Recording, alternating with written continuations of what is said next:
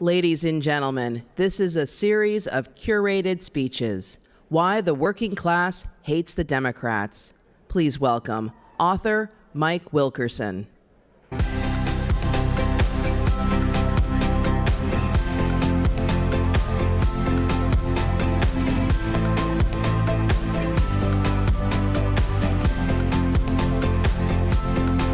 Wow, look at all these beautiful patriots throughout the room. Good afternoon, fellow CPACers, Americans, and freedom-loving people all over the world, especially our courageous brothers and sisters in the Ukraine. I'm Mike Wilkerson. I've been asked to help answer a question: why does the working class hate the Democrats? I told Senator Kennedy before he came out, please don't use up all the good jokes. He didn't listen, so I'm going to do this anyhow. Well, I mean, why does the working class hate the Democrats? I mean, well, geez, could it be because the Democrats hate the working class? Could it be that the working class hates the Democrats because the Democratic Party has betrayed the working class? Betrayed them by shipping their plants, their factories, and their jobs to China. Betrayed them by undermining our energy independence, destroying our oil and gas industries, and by stoking the inflation that threatens every American family.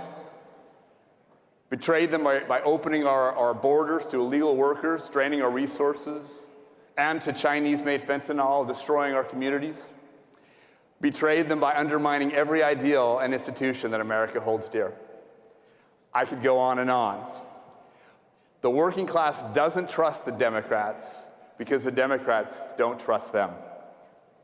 The working class doesn't trust the Democrats because the Democrats have silenced them, canceled them, doxed them, shamed them, called them deplorables, threatened their jobs, threatened their families, and threatened their bank accounts.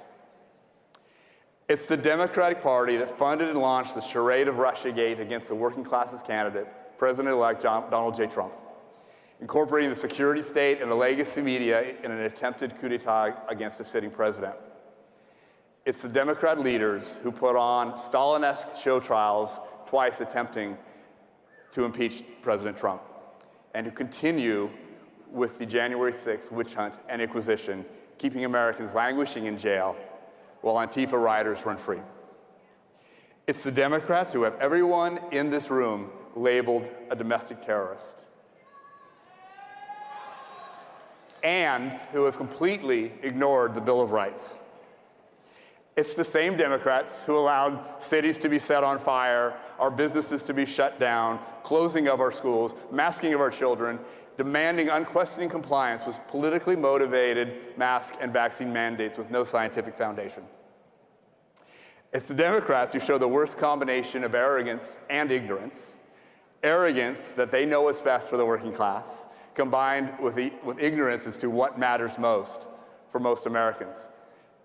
It's not that they don't know because it's complicated or because they're dumb, it's that they don't listen and they don't want to know. A recent song says it well: they don't want what we want, and they don't care. It didn't start out that way. Today's party is completely different from the Democratic Party founded by Andrew Jackson in 1828. America's first populist president, Andrew Jackson, was a defender of the common American. He was hated as an outsider and as an advocate of a wider democracy and of the people. He lost his first bid for president in a corrupt bargain in which the establishment in DC decided the election rather than the people.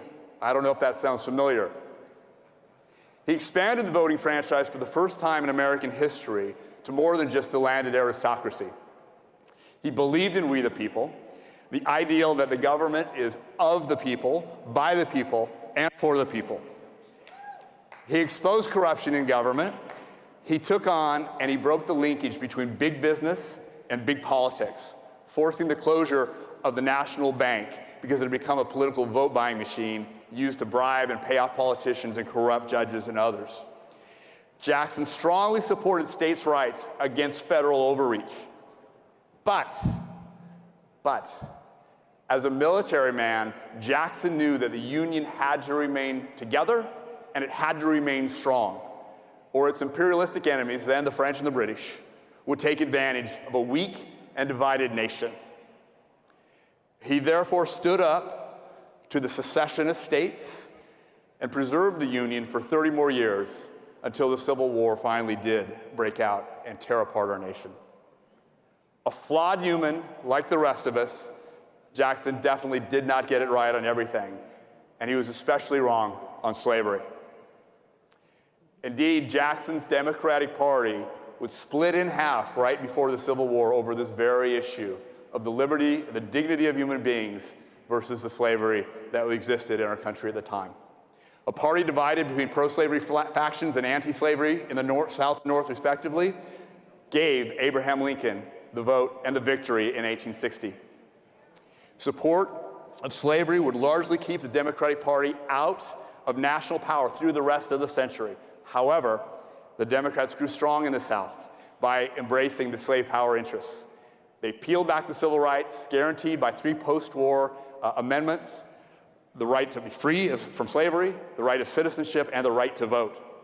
Republican presidents Lincoln and Grant, their hard-won victories to the Civil War and Reconstruction were undermined by a party that reinstated the black codes, prevented Americans from voting, and made the KKK a militarized arm of the Democratic Party.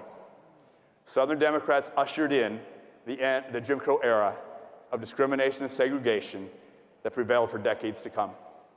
Woodrow Wilson, the first president, Democratic president in over 2 decades, publicly praised the KKK as heroes and made segregation the official policy of the federal government. In the wake of the Great Depression, the Democrat Party attracted the working class and the unions. They saw in FDR a political savior amidst devastating economic crisis. While FDR won over the working class, he also spawned the sprawling bureaucracy and the over-regulation that you and I are living with today.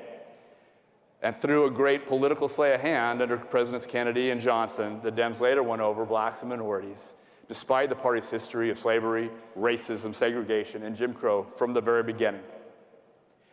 Today, we should well heed the words of Frederick Douglass, the fugitive slave turned abolitionist and prophetic voice to 19th century America. Douglass said, "The position of the Democratic Party ought to surprise nobody. Slavery, and only slavery, has been its recognized master all that time." Today, the Democratic Party is not the party of the people, but of big government, of inflation, of endless wars, of regulatory intervention, of the surveillance states, and of the undermining of America's foundational ideals, including liberty, love of God, love of nation, and love of family. However, during the Reagan administration, the working class began to abandon the Democratic Party and come home to the GOP under Reagan's big tent and commitment towards MAGA, which accelerated under President Trump and his affirmation to make America great again. Now, it was actually Bill Clinton who explicitly ditched any pretense of support for the working class in favor of courting big money, special interests, corporate interests. He argued publicly that they'll vote for us anyhow. They have no choice. Well, abandoned Dems, you do have a choice. Today, it's clear that the working class has been completely forsaken by the Democrat leadership and are again coming home to the conservative movement. I say to everyone out there, Democrat on paper, American at heart, to you I say, come home. Come home to America. We love you, and we won't betray you. Thank you, everyone.